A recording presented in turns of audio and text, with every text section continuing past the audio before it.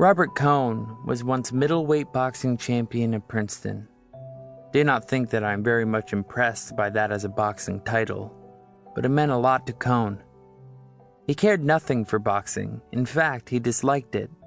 But he learned it painfully and thoroughly to counteract the feeling of inferiority and shyness he had felt on being treated as a Jew at Princeton. There was a certain inner comfort in knowing he could knock down anybody who was snooty to him.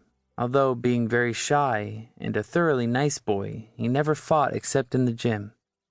He was Spider Kelly's star pupil. Spider Kelly taught all his young gentlemen to box like featherweights, no matter whether they weighed 105 or 205 pounds. But it seemed to fit Cohn. He was really very fast.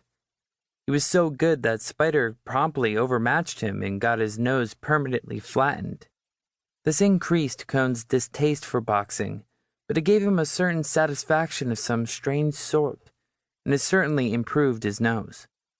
In his last year at Princeton, he read too much and took to wearing spectacles.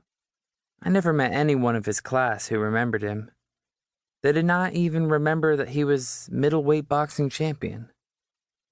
I mistrust all frank and simple people, especially when their stories hold together, and I always had a suspicion that perhaps Robert Cohn had never been middleweight boxing champion, and that perhaps a horse had stepped on his face, or that maybe his mother had been frightened or seen something, or that he had maybe bumped into something as a young child. But I finally had somebody verify the story from Spider Kelly. Spider Kelly not only remembered Cohn, he had often wondered what had become of him.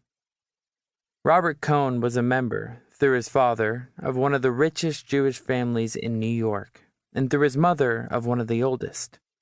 At the military school where he prepped for Princeton and played a very good end on the football team, no one had made him race-conscious.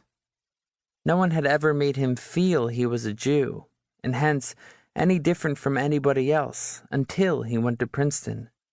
He was a nice boy, a friendly boy, and very shy.